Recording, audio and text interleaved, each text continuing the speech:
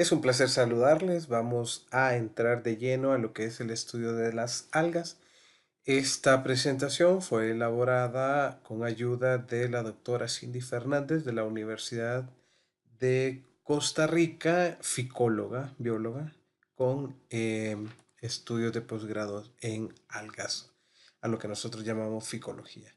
Empezamos con la primera pregunta, más lógica, ¿no? ¿Qué es un alga? ¿Qué son las algas? Tenemos diferentes conceptos, vamos a mencionar dos. Las algas son un conjunto heterogéneo de organismos autótrofos que presentan gran complejidad, morfología y también diferente complejidad en su función. Habitan diversos ambientes en todas las regiones acuáticas y terrestres del mundo y forman parte esencial de toda la diversidad biológica de los cuerpos de agua, ¿no? Las algas también son un grupo de organismos acuáticos con un metabolismo autótrofo que presentan como pigmento fotosintético primario lo que es la clorofila A, característica que comparte con las plantas superiores. Hay dos palabras antiguas relacionadas con el estudio de estos organismos, que es algas, proveniente del latín, que significa planta acuática, y ficus, proveniente del griego, que significa planta marina. Tanto griegos como romanos diferencian lo que son las plantas acuáticas de las plantas terrestres obligadas, únicamente por la sencillez estructural de lo que son las primeras, ¿no? En un inicio se describieron como halófitas, es decir, como plantas como tales, sin raíces, sin tallo, hojas. Sin embargo, ya estudios más avanzados han demostrado que las algas, solo dos grupos principales pertenecen al reino de las plantas, que son las rodofitas y las clorofitas que vamos a ver más adelante. Entonces, también debemos tomar en cuenta que es un grupo polifilético. Tenemos algas que son procariotas y algas que son eucariotas. Aquí tenemos algunas otras definiciones. Conjunto de organismos fotosintéticos con clorofila A son productores de oxígeno. Esto lo tienen como un producto secundario. Son de morfología simple en algunos casos. No tiene tallos, ni raíz, ni hojas, como serían sus eh, descendientes, las plantas, ¿no? Su organización varía desde algas que son unicelulares hasta algunas que pueden medir alrededor de 60 metros y que son multicelulares con una diferenciación en sus tejidos. No tienen flor, no tienen fruto. Esta es una característica muy típica de las plantas superiores. Los gametos muchas veces se liberan directamente en el agua, donde se unen para hacer lo que son los ciclos. Ya habíamos mencionado, es un grupo polifilético, tenemos diferentes descendientes de diferentes antecesores. Aquí podemos observar donde tenemos del parte de los heterocontos, tenemos los alveolates, donde tenemos las plantas y así sucesivamente hay varios grupos en diferentes reinos. Por eso decimos que es un grupo polifilético, ¿no? La clasificación, según Girigiri, en el 2018 tenemos dos superreinos, cuatro reinos y 19 filos. Alrededor de 49.257 especies.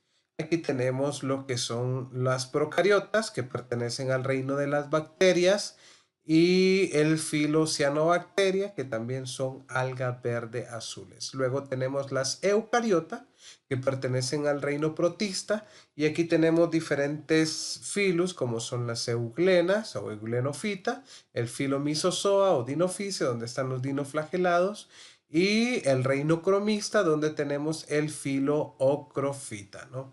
También tenemos Bacillariophysias, Chrysophysias, Phaeophysias y Xanthophysias, cada una con una coloración que la separa del resto del grupo de algas.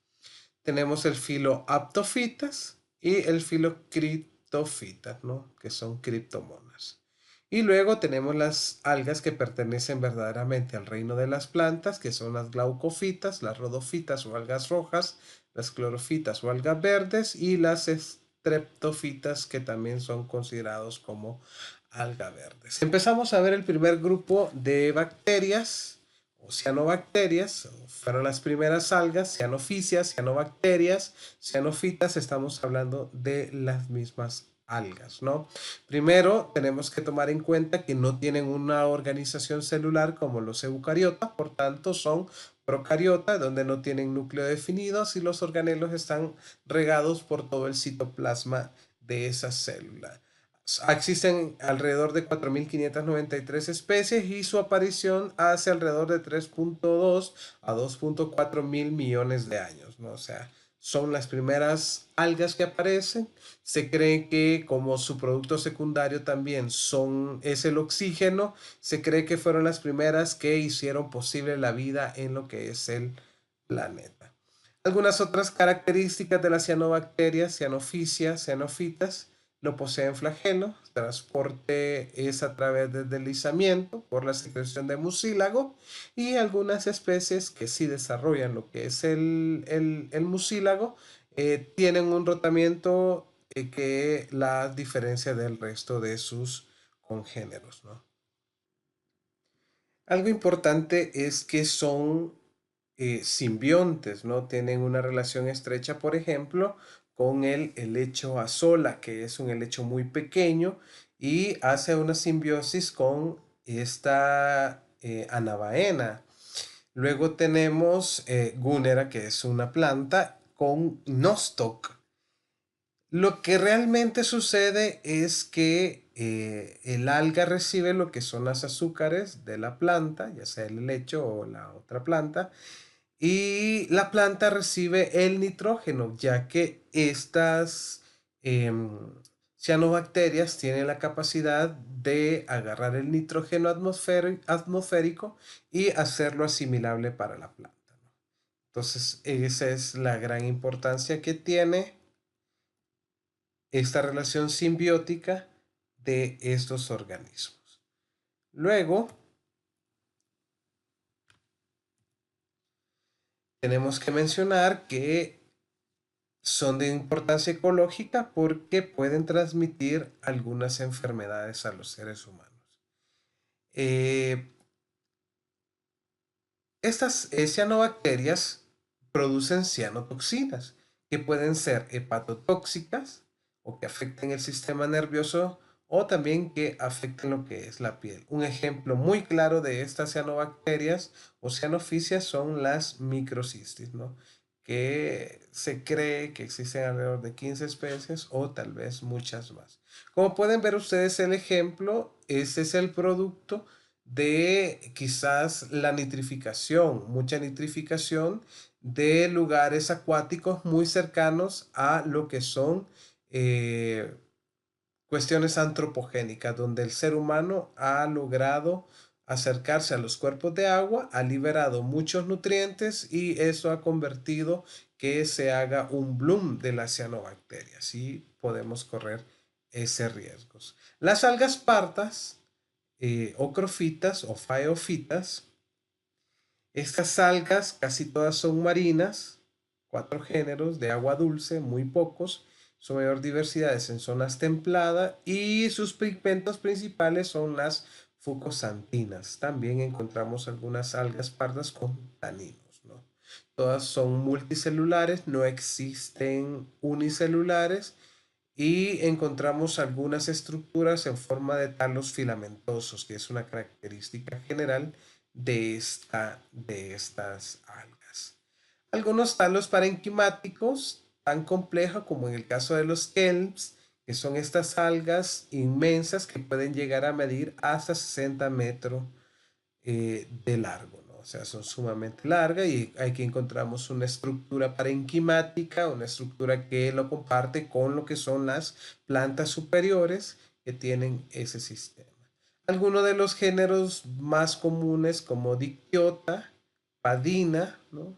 Ahí tenemos aerocistos. Aerocistos es una estructura que tienen algunas algas que tienen la capacidad o que le dan la capacidad de lo que es un poco de flotar, porque pueden estar en lugares donde las mareas las pueden mover mucho y de no tener estas estructuras podrían romperse y salir y bueno, no podrían sobrevivir a ello. Entonces esta bolsita de aire les ayuda a mantener lo que es esa estabilidad dentro del agua. Algunos géneros también comunes, Lobofora, Colpomenia, Turbinaria y también Dictyopteris. Las diatomeas del filo Basilariofitas, ¿no? Se estiman que existen alrededor de 2000 especies, más o menos, por eso ahí el signo de interrogación, 200.000 especies. En Alpbase hay 8245 especies, 43 órdenes, ¿sí? Y es una de las clases más diversas. En agua dulce, en agua marina, aguas tropicales, zonas templadas, también especies que son epífitas, eso significa que la encontramos sobre algunas plantas dentro del continente. Algunas son planctónicas y otras son bentónicas. Los pigmentos principales son la clorofila A y C, y los pigmentos accesorios son la fucosantina, que le dan una coloración más o menos amarillo o pardas. Em, Estas tienen una estructura en forma de lo que es una caja de Petri, como pueden observar ustedes. Esta es la hipoteca, la parte de abajo, y esta es la epiteca o la cápsula, la parte de arriba, ¿no? Son dos valvas silíceas encajadas, a eso se le llama frústulas. La frústula formada por una epiteca, una hipoteca, tenemos una zona lateral, banda pleural y la pared ornamentada con estría, que es lo que le da esa forma muy hermosas que tienen ese tipo de diatomeas o ese tipo de algas. Son el componente principal del plancton marino, muy importante en ambientes de agua dulce. La depredación principalmente por lo que es el zooplancton, y la evitan porque algunas tienen espinas y también algunas pueden tener algo de toxicidad. Algunas diatomeas fósiles, un buen récord fósil porque se conservan las frústulas de sílice, es decir, que son demostrativo, por ejemplo, de que el mar probablemente haya estado a unos niveles más arriba hace unos cientos de miles de años, y una prueba de ello es que encontramos estas diatomeas formando suelos completos. La radiación bueno, se conoce desde el Jurásico, hubo una radiación en el Cretácico y en algunos sitios se dan depósitos importantes de estas algas. Los dinoflagelados o la división dinofita, se estiman que hay alrededor de 4.500 especies, de las cuales 2.000 están extintas. Según en AlphaBase hay 3.339 especies reportadas, el 87% de esos son marinos. Los pigmentos principales son el clorofila A y el clorofila C. Los pigmentos accesorios desde betacarotenas y xantófilas, que le dan un color rojizo o amarillo. Esta es la morfología de lo que es un dinoflagelado, ¿sí? La pared celular, tenemos placas poligonales de celulosa con dos surcos transversales y longitudinales, y también tenemos el flagelo original, que origina en el cruce de los surcos, situado a cada uno de los surcos, ¿no? Flagelo transversal con barbas largas con movimientos de rotación, y flagelos longitudinales con barbas muy finas, que es lo que le da lo que es el impulso. Estos organismos son los causantes de algo que nosotros conocemos como mareas rojas, ¿no? Las mareas rojas que tienen una gran cantidad de problemas ambientales, principalmente con aquellos eh, animales que se alimentan de ellos, que puedan filtrarlos, por decirlo de alguna manera, y que el ser humano lo pueda consumir. Es una floración, multiplicación extraordinaria de microalgas, de fitoplancton, del grupo de los dinoflagelados o de la diatomea. El color de la floración depende del tipo de organismo de las especies, y no todas las floraciones son tóxicas, ¿no? Pero en el caso de las mareas rojas, pues obviamente sí estamos hablando de un poco de toxicidad. ¿Cómo se produce una floración de alga? Bueno, primero debemos de tener condiciones ambientales favorables: la luz, la temperatura, los nutrientes. También cambios en la composición de los elementos, por ejemplo, la entrada de aguas negras a los cuerpos de agua, y herbívoros que eliminan especies competitivas del fitoplancton. que es una marea roja tóxica. La marea roja tóxica es una floración de algas nocivas, son dinoflagelados y diatomae, las cuales producen sustancias sumamente tóxicas. Y podemos observar los dos ejemplos donde los principales organismos afectados de esas mareas son los peces. Claro, eso también crea un problema de salud para los seres humanos, principalmente porque es bioacumulable. ¿Cómo el ser humano puede tener problemas con esto? Bueno, está el fitoplancton, que es aquí donde pertenece lo que son los dinoflagelados, el zooplancton, que se alimenta también de fitoplancton. Luego tenemos los moluscos, que son filtradores y que puede alimentarse de ambas cadenas. Y por último, estos moluscos o los peces pueden ser consumidos por lo que son los seres humanos. Entonces eso puede crear cuadros bastante pesados para la salud del ser humano. Entonces así es como se lleva lo que es los efectos de floración y el caso de toxicidad en los seres humanos. Disminuye el contenido de oxígeno en el agua, la reducción de la reproducción de los organismos, de las larvas mueren, por ejemplo, y hay un aumento de la mortalidad de los animales, principalmente de los peces, pero también algunos moluscos y algunas aves que pueden morir contaminadas, ¿no? Según la floración de diferentes especies de algas nocivas, existen diferentes tipos de intoxicaciones en el ser humano. La primera es la intoxicación paralizante, es decir, que es llevada a cabo por un dinoflagelado, lleva un adormecimiento alrededor de la boca, dificultades al caminar, parálisis muscular, muerte. Se puede sobrevivir sin efectos secundarios, si se trata a tiempo, obviamente. Intoxicación diarreica, que también es creada por algunos dinoflagelados, diarrea, náuseas, vómitos, dolores abdominales y escalofríos. Normalmente no es mortal, pero una intoxicación crónica es asociada a tumores en el estómago o el hígado. Y por último, la intoxicación amnésica de las diatomeas, que causa náuseas, vómitos, sangrado gástrico, dolor de cabeza, confusión, debilidad y pérdida de la memoria por la destrucción de las células cerebrales que quedan dañadas permanentemente, ¿no? El grupo de las algas verdes o clorofitas, muy importante porque se cree que son los antecesores directos de lo que son las plantas, incluyendo las algas rojas que vamos a ver. Ese es un problema. Dentro de estas algas verdes existen algunas que son patógenas y pueden crear problemas a la salud del ser humano, ¿no?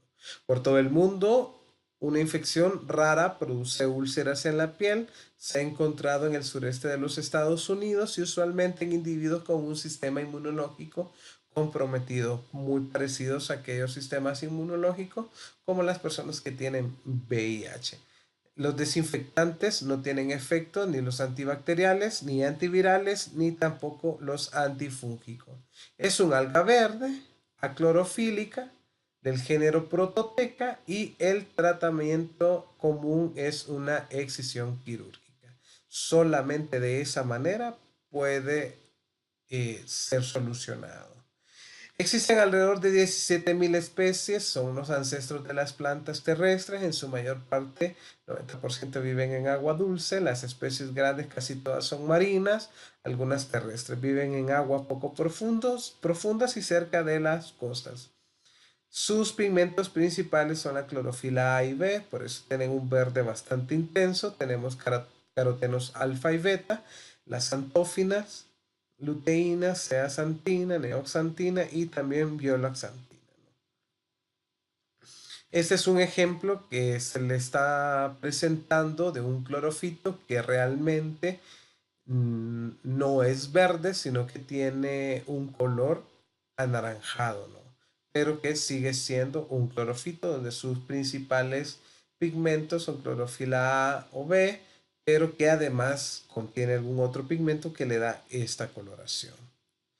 El orden clorolelales, aquí tenemos algas unicelulares, no son móviles, exclusivos de agua dulce o terrestre, con cloroplastos en forma de lo que es una copa. Y ahí podemos observar uno de los géneros más comunes que es clorela.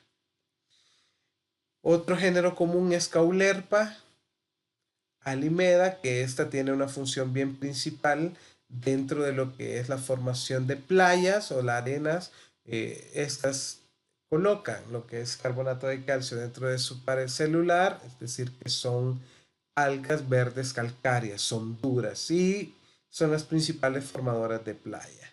Luego tenemos Penicillus, Bryopsis, Dictyosferia y Codium. Y por último, las algas rojas o las rodofitas.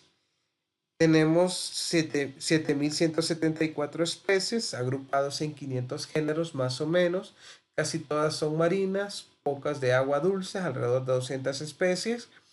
La mayoría de las especies vive en los trópicos de mares cálidos y los pigmentos que tienen son las ficobiliproteínas, ¿no? Son de amplio interés como el linaje ancestral de las plantas, como las clorofitas, se definen por primera vez como un grupo taxonómico debido a su pigmento. Han logrado una amplia diversidad de especies sin haber, desarrollado una diferenciación real de tejido. Algunos géneros son Amphiroa, rodolitos, algunas de esas son coralinales, son bien incrustantes, son formadoras también de lo que son eh, los arrecifes de coral. Entonces ahí podemos ver que son muy importantes en la construcción de los arrecifes de coral y esos puntos rojos lo que indican es dónde está la ubicación de las algas rojas. Los mantos de rodolitos habitan hábitats críticos de conservación, sitios de alimentación y criaderos y reproducción para muchas de las especies marinas. Ahí tenemos gracilariales, ceramiales, gelidiales, y vamos al punto muy importante de lo que es el uso de las algas o de las macroalgas. Históricamente, 500 especies de macroalgas se consumen. Todos usamos productos a base de algas diariamente y China tiene 2000 años de consumo de alrededor de 74 especies y 3000 toneladas de algas por año. Es una gran cantidad. Ustedes pueden observar que los chinos están muy avanzados en el conocimiento del uso de las algas. Ya sabemos que son bioindicadoras, ya lo habíamos mencionado anteriormente también. Un lugar donde hay un tipo de coloración en el agua excesivo, probablemente haya un bloom de lo que son algas y probablemente ahí exista un problema ecológico, de salud ecológica. Ulva es un género de una macroalga, es un organismo muy común que le gusta estar principalmente donde hay acciones antropogénicas, los sustratos que son generados por lo que son los seres humanos. Tienen altas tasas de crecimiento y pueden formar mareas verdes, los cuales son más comunes en ecosistemas templados. Esta imagen que están observando ustedes ahí es una imagen también de una gran cantidad de ulvas. Sin embargo, como pueden observar, no existe ninguna acción del ser humano cerca de lo que es esa playa. Por tal razón, es una floración natural de ulva en ese lugar. Algunas de estas plantas son utilizadas como biocombustibles. Entonces, esa es una de las grandes importancias que tienen las algas, el estudio de las algas. También son conocidas en Asia principalmente como un gran aporte calórico a la población, es decir, que aporta alimentación a las poblaciones. Sí, podemos observar que en algunos casos han tratado de colocar estas algas en nuestras dietas, principalmente de Occidente, pero que nosotros muy poco lo conocemos. Codium es una de las principales algas que se utilizan para la elaboración de lo que son sopas en lo que es China y Japón. Pórfira contiene vitamina A, vitamina B, vitamina C, minerales y proteínas. Y su cultivo se originó en Tokio hace 300 años, que es el alga como tal de donde se prepara lo que es el sushi que nosotros consumimos. También tiene como suplementos alimenticios para humanos para animales y esto principalmente en Asia. Un aporte muy importante que les quiero dar es que se creía anteriormente que este producto espirulina muy conocido eh, era espirulina, como su nombre lo está indicando, pero realmente no lo es. Al parecer hay estudios que han revelado que no es el alga espirulina que están utilizando dentro de estos productos naturales que sirven principalmente para controlar el peso. Uno de los aportes muy importantes de las algas son los ficocoloides. Ahí se pueden generar gomas o geles extraídos de las algas como componentes de la pared celular que no se han podido ser sintetizados, por lo que las algas son el único medio de extracción. Y se utilizan en la industria de alimentos, farmacéuticos, biotecnología, y ahí tenemos lo que es el agar, la carragenina y los alginatos. El agar se obtiene de las algas rojas, son polisacáridos que se encuentran en la pared celular de las algas rojas. Se utiliza en bacteriología. Robert Koch en 1882 lo usó en sus medios de cultivo como sustituto de la gelatina y también como medio solidificador para el crecimiento de bacterias y hongos, geles para la verificación de ADN, industria de alimentos, medicamentos y también en algunos cosméticos. Uno de los principales géneros que se utilizan para la extracción del agar es el Gelidium, Pterocladiela y Gracilaria. El agar, ¿verdad? También sirve para lo que es la formación de geles para electroforesis, pruebas de paternidad y análisis genético. También, obviamente, con el cultivo de bacterias, que ese es el uso más común que tiene, ¿no? La carragenina se utiliza como un sustituto de la gelatina, menos capacidad de gelificación que lo que es el agar. También se utiliza como espesante de pinturas, helado, con texturas, carnes procesadas, en cosmético, industria farmacéutica y los géneros que se utilizan son el Chondrus, la gigatina y la euquema. Chondrus, que es el más conocido de los tres géneros, conocido como el musgo de Irlanda. Y aquí podemos observar proveedores de dos pinos en Asia y Chile. Algunos venden los estabilizantes ya procesados y otros como carragenina pura. El tipo de uso depende de lo que es el pH de cada uno de los productos. Este Iris Mosh es una bebida muy conocida en el Caribe, es originaria de Jamaica. En Panamá la conocen como Isinglass. Gracilaria es el alga de donde se obtiene. La preparación más común consiste en la disolución de los ficocoloides en agua caliente, a la que se le agregue la leche, las especias y se sirve como una bebida fría.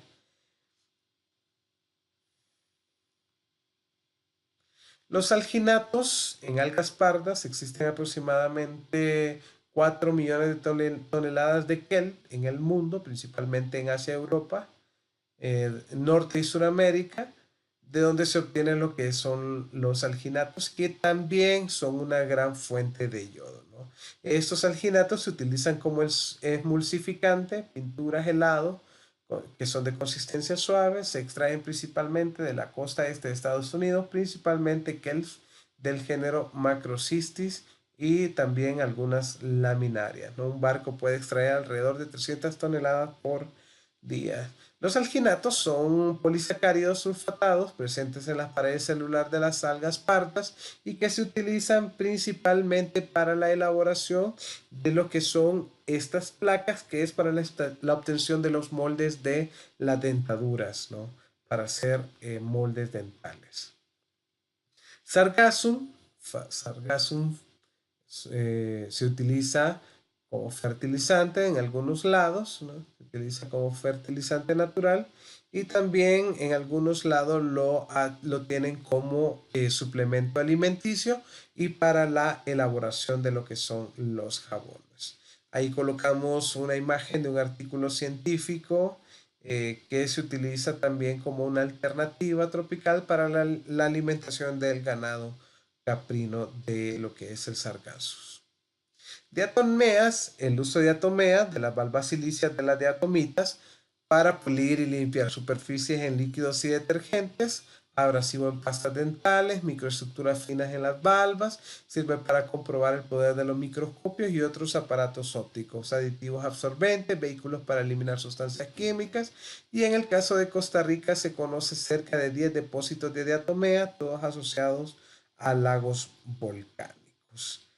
Y bueno, hasta aquí nuestro estudio con respecto a lo que son las algas. Espero les haya gustado esta pequeña presentación y los voy a invitar para que hagan su prueba acumulativo en el campus virtual. Me despido saludándolos e invitándolos a que sigan adelante y que entren dentro de este mundo de las algas porque es una de las principales, muy pocos estudiados, principalmente, de los grupos muy pocos estudiados, principalmente en Honduras. Con esto me despido, agradezco mucho su atención y los espero en la próxima.